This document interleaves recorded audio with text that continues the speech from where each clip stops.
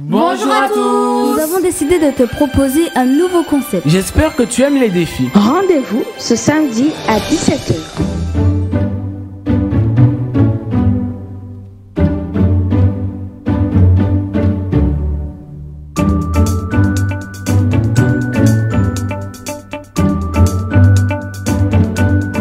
Coucou les amis! Bienvenue sur Kids Dome, l'émission qui t'aide et dit. Aujourd'hui, nous parlerons de l'importance du témoignage personnel. Pour commencer, écoutons la première partie de la leçon missionnaire racontée par l'AEE Québec.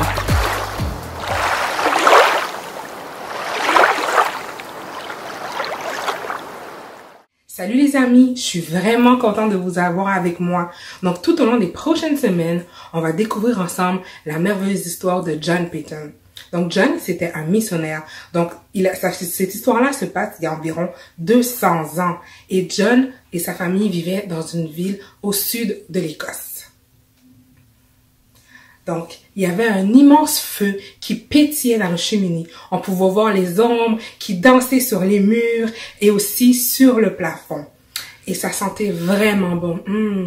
Ça sentait les délicieuses galettes d'avoine que la maman faisait pour nourrir les 11 estomacs de ses enfants. Donc, John et sa famille se réunissaient chaque soir ensemble.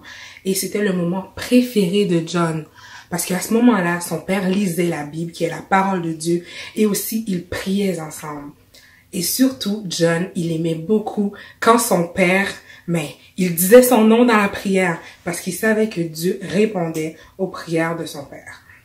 Mais le père de John ne se contentait pas de prier seulement lorsque toute la famille se réunissait, mais il allait souvent se fermer dans le cabinet de travail pour prier. Donc, il fermait bien la porte derrière lui et il priait.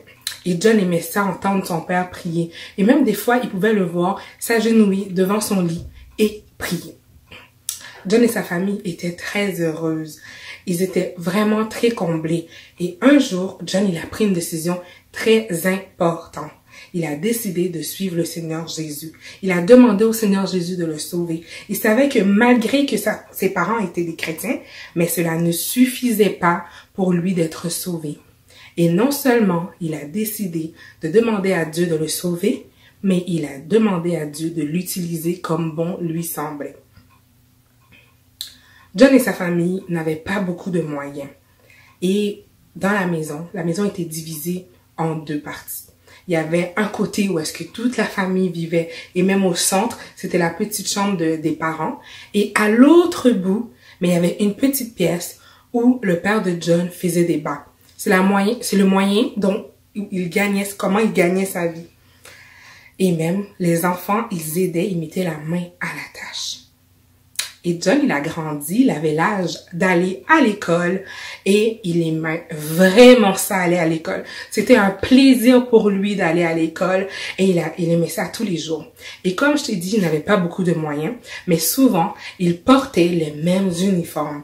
Et sa mère rapiéçait les uniformes. Mais à un moment donné, c'était rendu trop usé et sa maman lui a dit, « John, je pense que ça suffit. Tu peux plus porter ce costume. Il est bien trop usé. Il est trop magané. » Alors, le soir, lorsque toute la famille s'est réunie à nouveau, ils ont prié pour faire connaître à Dieu leurs besoins. Donc, durant cette soirée-là, encore une fois, ils ont prié à Dieu et sûrement, ils ont demandé à Dieu de donner un nouveau costume à John. Et pendant la prière, on entendait le loquet de la porte s'ouvrir. Et aussi, la porte qui se glissa, qui s'ouvrait carrément. Et John se demandait, mais qu'est-ce qui se passe? Il avait tellement hâte de voir ce qui se passait. Donc, aussitôt que la prière était terminée, il a couru jusqu'à la porte pour pouvoir voir, mais qu'est-ce qui s'est passé? Et à son arrivée, qu'est-ce qu'il a vu? Un gros paquet. John était trop content. Il a déballé le paquet. Wow! Un tout nouveau costume! John était content et devinez quoi les amis? C'était un costume neuf, mais exactement à sa taille. Il n'en revenait pas. Et le reste de la famille a rejoint John à la porte et la mère a dit, Dieu répond vraiment aux prières. Et John, il était si content. Imaginez-vous à quel point qu'il était content. Le lendemain, lorsque c'était le moment d'aller à l'école, John était très fier de porter son nouveau costume. Il marchait avec beaucoup de fierté. Et son professeur l'avait vu et lui a dit « Allô, John! Wow! Quel beau costume! » Et John, tout fier, lui a dit « C'est Dieu qui me l'a envoyé. » Et il a expliqué un peu à son professeur comment tout cela s'est passé. Et à la fin, le professeur lui a dit « Tu vois, John, lorsque tu as besoin de quelque chose, il ne suffit que de prier, car Dieu répond aux prières. » Et un peu plus tard, mais très longtemps plus tard, John a su qui avait donné le costume. Est-ce que tu peux deviner c'est qui? Oui, c'était le professeur. Oh wow, c'était vraiment un geste très gentil de sa part. Donc, lorsque John a eu 12 ans, il a dû quitter l'école pour aller travailler. Et il était un peu triste de la situation parce qu'il aimait vraiment ça à l'école. Donc, John, il a trouvé un travail dans une ville juste à côté de où est-ce qu'il habitait. Et tous les matins, il se rendait dans cette ville-là et il devait parcourir 7 kilomètres aller-retour. Donc, il y allait le matin et retournait le soir. Et il lisait toujours un livre parce qu'il aimait ça lire, il aimait apprendre des nouvelles choses. Et même parfois, quand c'était la récréation, et même tout le temps lorsque c'était la récréation, mais John, il s'assoyait pour pouvoir lire au lieu d'aller jouer avec les autres. Donc, à sa pause, il lisait des livres afin d'apprendre des nouvelles choses. Et pendant ce temps-là, il y avait quelqu'un qui l'observait. Est-ce que tu peux deviner c'est qui l'observait? Mais c'était son patron qui l'observait. Et un beau jour, il l'a appelé à son bureau. Il lui a dit, « John, ça fait quelque temps que je t'observe et je vois que tu aimes beaucoup lire, tu aimes beaucoup apprendre. Et moi, j'admire ça de toi. J'aime le fait que tu aimes apprendre. Mais j'ai quelque chose à te proposer. » Et John il avait hâte à écouter. Il a dit, « Aimerais-tu ça avoir un poste, un bon travail pendant très longtemps? » Le cœur de John s'est mis à battre de joie parce que c'était une bonne nouvelle pour lui, avoir un emploi stable et sûrement très bien payé. Et le patron a continué, il a dit, mais à une condition. Mais c'est que tu me promets de travailler avec moi pendant 7 ans. Pendant ce temps, tu vas pouvoir étudier parce que le gouvernement va payer toutes tes études. Et c'était une bonne nouvelle quand même, il n'aurait même pas payé ses études. Et en plus, John aimait l'école. Alors, il s'est mis un instant bouche bée. Il n'a pas parlé. Il réfléchissait. Il a dit, « Malheureusement, je ne peux pas accepter cette offre parce que j'ai un autre maître. Je ne peux pas vous promettre de vous appartenir pendant 7 ans. » Et là, le patron, il s'est mis en colère. Il a dit, « Pardon? Quoi? Qui? Mais qui est ton maître? Qu'est-ce que tu racontes? » Et John a dit, « Mais c'est le Seigneur Jésus, mon maître. » Et là, le patron lui a dit, l'a menacé d'un ton avec colère encore. Il lui a dit, « Si tu choisis pas mon offre, alors tu vas être congédié. » Et John a répondu, « Je regrette, je peux vraiment pas accepter votre offre. » Aussitôt, John fut congédié. C'était très triste pour lui. Il a dû se trouver un autre travail. Mais c'était très difficile pour lui parce qu'il n'était pas habitué de travailler manuellement. Donc, il travaillait dans un champ. Il n'arrivait vraiment pas, mais il mettait tout son cœur, il mettait toute son énergie. Et le fermier voyait que John mettait vraiment beaucoup d'énergie. Donc, il était très fier de John. Mais quelques temps plus tard, John a décidé qu'il fallait qu'il parte de la maison pour aller dans la grande ville de Glasgow, en Écosse. Et cette ville-là, était à 67 kilomètres de chez lui. Et donc, il fallait y aller à pied. Parce qu'à l'époque, il n'y avait pas de train, de voiture comme maintenant. Et s'il voulait prendre une diligence, donc une calèche avec des chevaux, mais ça coûtait très cher et il n'avait pas les moyens. Donc, il a décidé d'y aller à pied. Mais juste pour que tu puisses avoir une idée, les amis, 67 kilomètres, c'est 14 heures à pied. Ce qui veut dire que si tu prends pas de pause, tu vas arriver en 14 heures. Mais si tu prends une pause ou même des pauses, ça peut te prendre toute une journée pour arriver à destination. Donc, John a décidé de se mettre en route. Et là, imaginez-vous Sa maman avait tellement de peine. Elle était au bord de la fenêtre avec son tablier et elle essuyait son visage. Elle avait des larmes qui coulaient et elle disait au revoir à John. Wow! Est-ce que tu peux imaginer, toi, quitter ta maman et ton papa? Mais non, ouais, t'aimes ça habiter avec eux, hein? Mais John aussi, il avait de la peine de quitter. Mais imagine-toi, est-ce que tu penses que John, il va réussir à marcher jusqu'à Glasgow, 67 km? Est-ce que tu penses qu'il va réussir à trouver du travail là-bas? Mais si tu veux savoir ça, il faut revenir. J'ai une bonne nouvelle pour toi.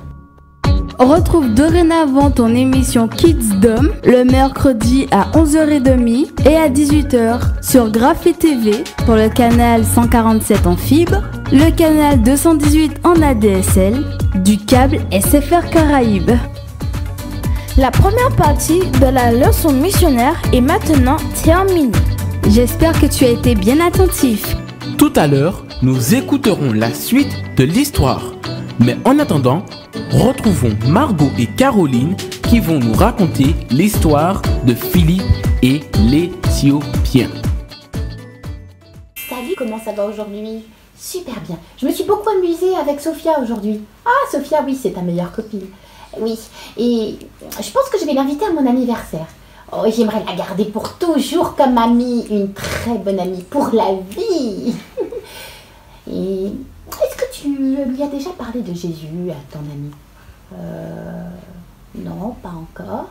Parce que si tu veux qu'elle soit ton amie pour l'éternité et qu'elle soit au paradis aussi avec toi, il faudrait un jour lui parler de Jésus. Ah, mais tu sais, moi, je suis un petit peu timide.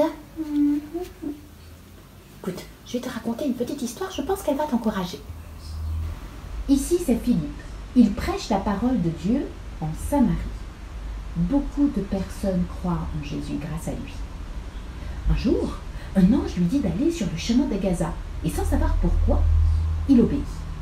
Dieu veut que tu sois aussi prêt à parler de lui à quelqu'un. Un Éthiopien, trésorier de la reine, se rend au même instant à Jérusalem sur son char. Il y va pour adorer Dieu dont il a entendu parler, mais il ne connaît pas Dieu personnellement. Toi et moi, on a le même besoin que cet homme. Avoir le pardon de nos péchés, de nos bêtises, de nos erreurs. À Jérusalem, l'Éthiopien observe les gens qui adorent Dieu. Il quitte Jérusalem en emportant un rouleau de la loi, une partie de la parole de Dieu. Sur son char, l'Éthiopien lit le livre d'Ésaïe. Le Saint-Esprit dit à Philippe de s'approcher du char. Philippe court vers le char et il entend l'homme lire le prophète Ésaïe. Philippe demande à l'Éthiopien s'il comprend ce qu'il lit. L'homme lui répond qu'il n'y parvient pas si personne ne le guide. De même que Dieu a arrangé la rencontre entre Philippe et l'Éthiopien pour qu'il puisse entendre parler de l'amour de Dieu, il veut aussi que tu saches qu'il t'aime. Philippe rejoint l'Éthiopien sur son char et lui explique le sens des paroles d'Ésaïe. Il lui explique que les Écritures parlent de Jésus et de son sacrifice pour le péché. Jésus est mort et ressuscité aussi pour tes péchés. L'Éthiopien demande à Philippe de le baptiser afin de montrer qu'il croit en Jésus. Et toi, est-ce que tu as le courage de parler de Jésus autour de toi? Ah, merci Caroline. Je pense que ça va me rendre heureuse aussi de parler de Jésus, comme Philippe.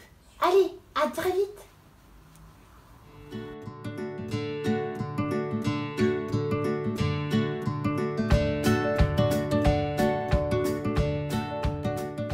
J'espère que tu aimes les défis. Je t'en propose un. Chante-nous pendant 1 minute ton chant préféré. Envoie-le au 06 90 847 847. Je répète, 06 90 847 847. Tu te dis certainement que tu n'as pas les mêmes capacités que Philippe. Mais j'aimerais te dire qu'il y a une enfant qui, malgré son jeune âge et par son témoignage, a été utilisée par Dieu. Écoutons l'histoire de la petite fille chez Naaman, racontée par Ange Aurore.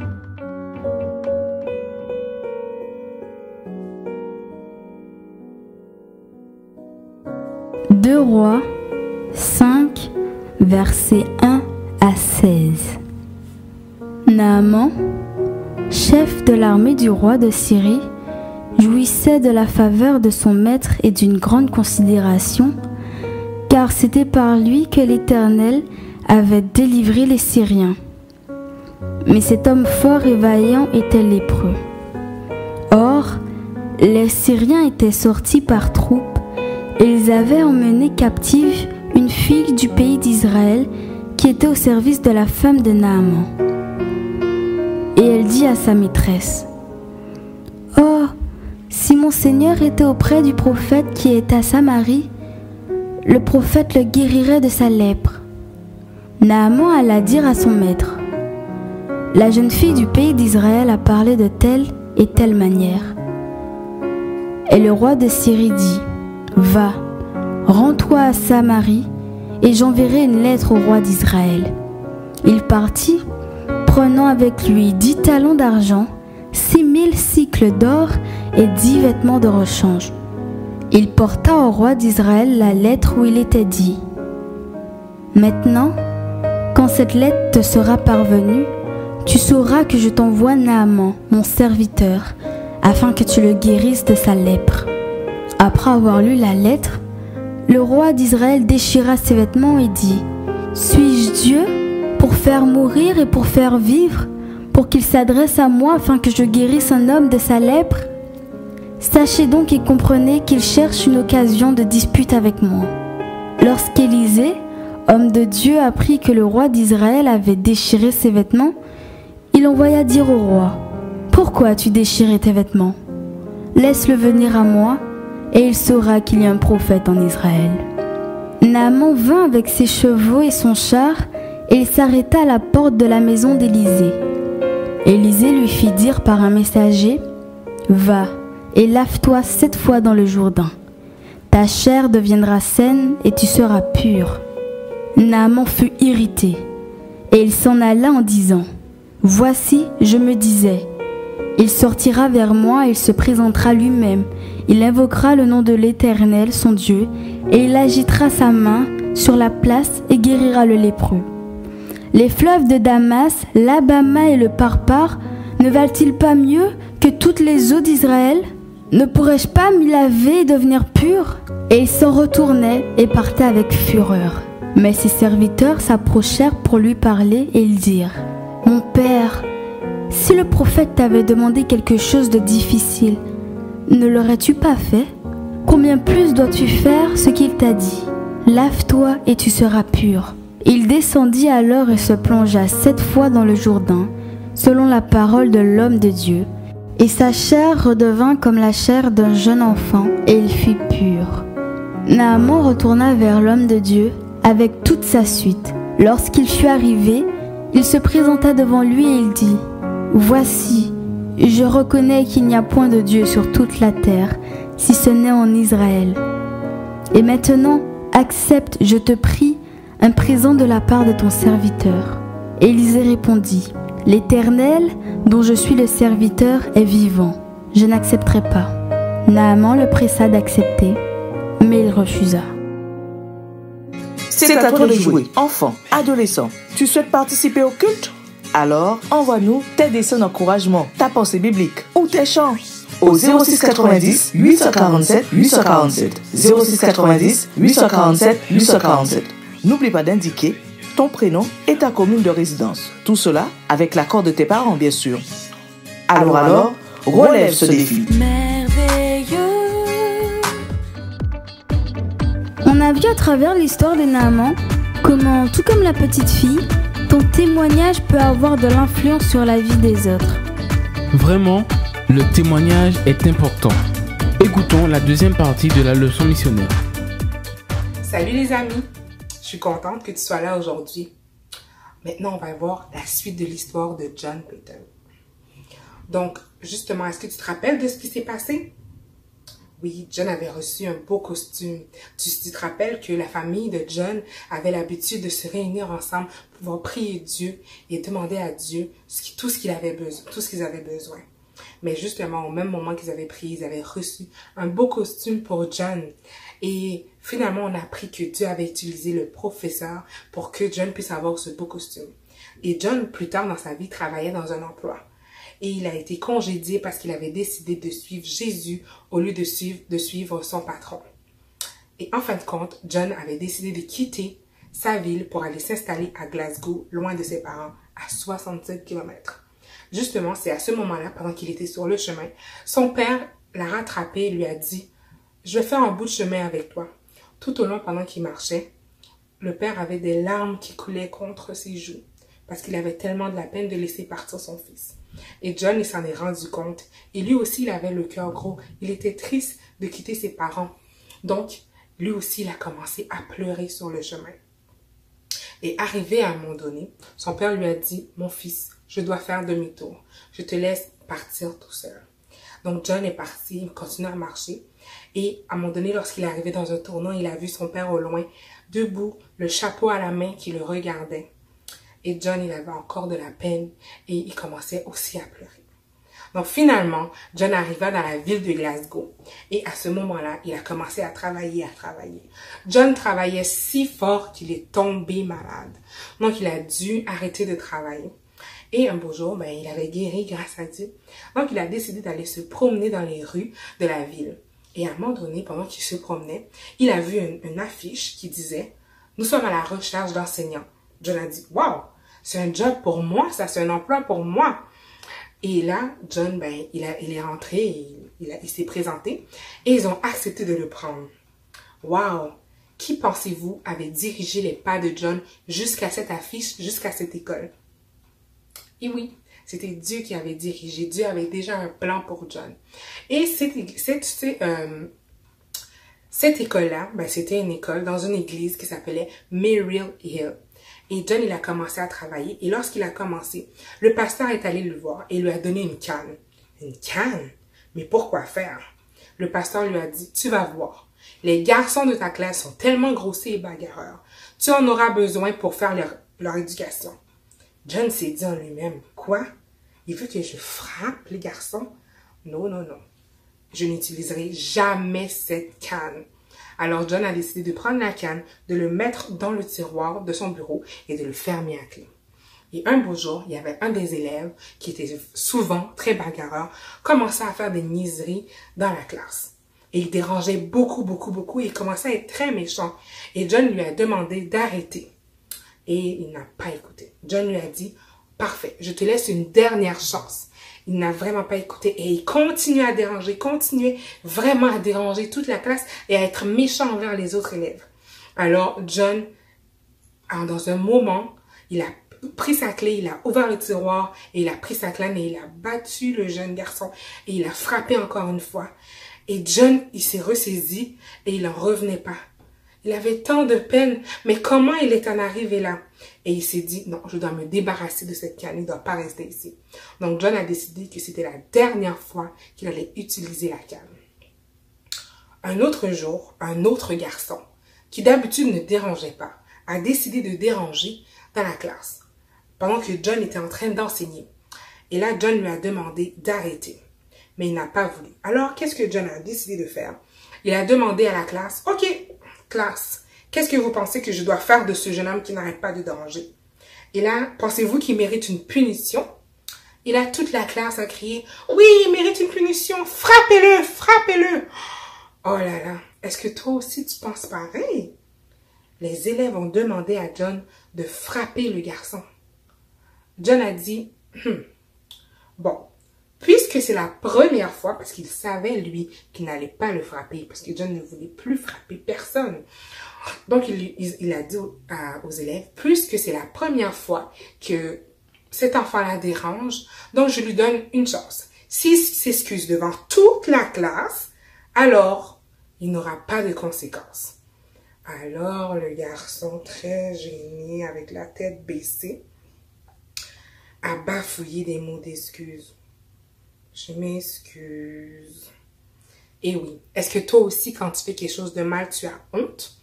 Et oui, le garçon, il avait très honte. Il était très gêné, hein. C'est pire même que de se faire battre parce qu'il devait s'excuser devant toute la classe. Est-ce que ça t'est déjà arrivé? J'espère que non, parce que j'espère que tu es un enfant qui écoute bien d'habitude. Mais, si c'est déjà arrivé, c'est bien de s'excuser quand on fait quelque chose de pas bien, n'est-ce pas? Alors, après cette histoire-là, tout le monde s'est comporté vraiment bien dans la classe. La classe commençait à aller bien et John, il prenait toujours le temps de prier avec ses élèves pour remercier Dieu et aussi pour les remettre dans les mains de Dieu. Et tellement que la classe allait bien, à un moment donné, le pasteur est passé, il a dit « Wow! Ils sont rendus vraiment des élèves parfaits. » Donc, il a décidé d'engager un nouveau professeur plus compétent que John. John, il s'est fait lui-même renvoyer de son travail. Donc, John a été congédié. Oh là là, que c'est triste. Mais qu'est-ce qu'il va faire de sa vie? Qu'est-ce que tu penses que John va faire? Est-ce qu'il va retourner chez lui? Est-ce qu'il va être découragé? Mais si tu veux le savoir, il faut revenir la prochaine fois. Bye bye! J'espère que tu aimes les défis. Je t'en propose un. Chante-nous pendant 1 minute ton chant préféré. Envoie-le au 06 90 847 847. Je répète, 06 90 847 847. Retrouvons l'atelier des petits chefs.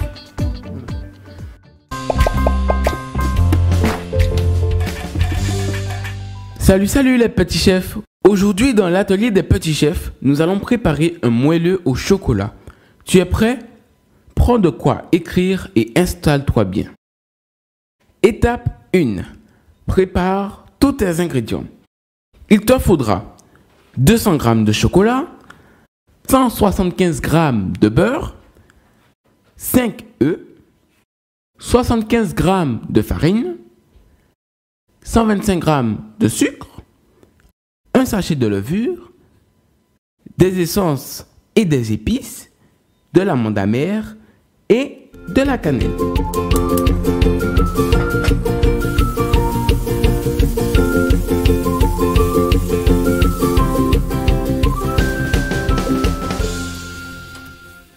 Étape 2. Préparer la pâte à gâteau. Dans un grand bol, casse les œufs séparément, un par un, et retire le germe. Le germe, c'est le filament blanc qu'il y a dans l'œuf. Il faut le retirer, sinon ça donnera à ta préparation une odeur pas très agréable. Une fois fait, rajoute le sucre. Maintenant, c'est très important. Demande à ton grand frère, ta grande sœur ou ton papa de blanchir les œufs. Blanchir, qu'est-ce que c'est? Blanchir, c'est mélanger énergiquement des œufs et du sucre jusqu'à ce que la préparation blanchisse et double de volume.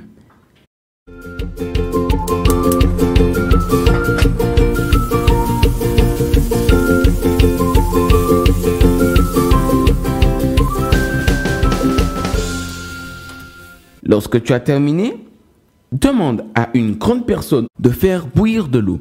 Lorsqu'elle bout, mets un bol en verre ou en aluminium dessus, mais surtout pas en plastique.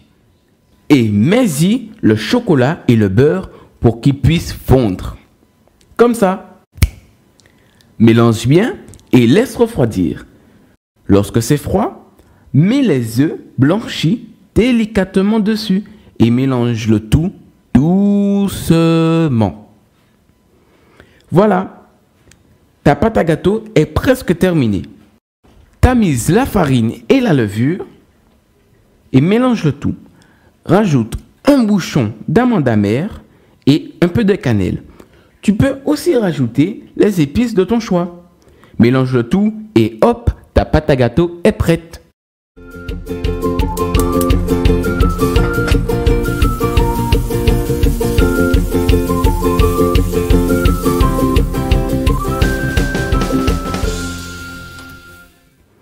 Étape 3. La cuisson. Préchauffe ton four à 200 degrés. Chemise un moule de la forme de ton choix et enfourne pendant 20 minutes. Laisse refroidir, démoule-le et déguste. Pour le dessert ou pour le goûter. Voilà, cette recette est terminée. Si elle t'a plu, n'hésite pas à la refaire chez toi et à nous envoyer une photo de ton gâteau. Tu peux aussi faire comme moi, te filmer ou t'enregistrer avec une recette que tu as préparée et nous l'envoyer sur ce numéro-là. et nous la diffuserons sur ta chaîne Kids Dom. Je te souhaite de passer une bonne semaine. À la prochaine fois.